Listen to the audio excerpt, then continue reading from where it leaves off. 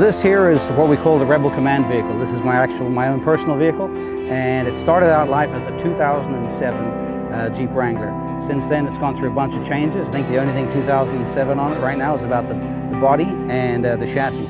Everything else has been switched out. We run an LS3 Corvette motor inside of this thing, giving us loads of power.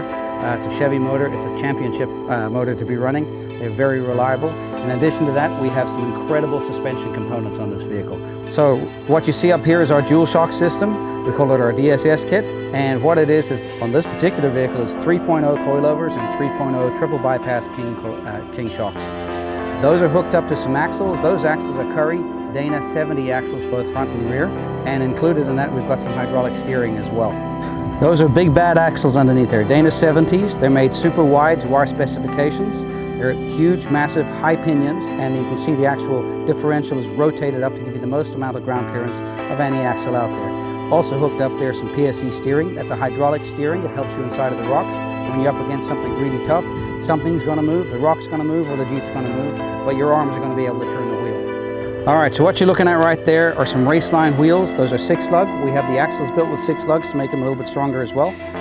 It's a true beadlock wheel, and mounted on that wheel is a 42-inch competition Maxxis Trepador sticky tire.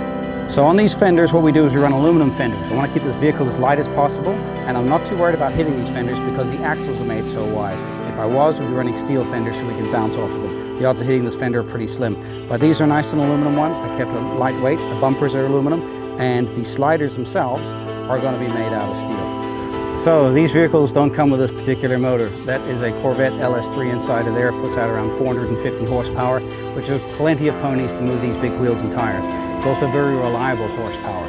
Getting this power to the ground, we run it through some big drive shafts, some 1350 gym rail shafts. And also what you're seeing underneath here is how we use the compressor to either blow up the tires, but in addition to that, run the air lockers. So we run a full roll cage inside of this vehicle because I do use it off-road heavily, although it looks nice and pretty right now. We just touch it up when we get ready for events. What you're looking at right now is a roof rack that we make. This particular roof rack can run on a hard top, it can run on a soft top, it can run without the roof, it can run on a factory roll cage, it can also run on an aftermarket roll cage like you see here. If you're looking at the rest of the interior, we're running seats. They're PRP seats. That's ostrich skin. Why? Because it's cool. Not because it's cool to the feel, but cool to look at. We run 5-point harnesses inside the vehicle as well to hold the occupants inside of there. Because with this type of a motor, you've got a couple of choices. You can be going real fast if you want to get out to the trails, and then when you're rock crawling, you can be going slow as well.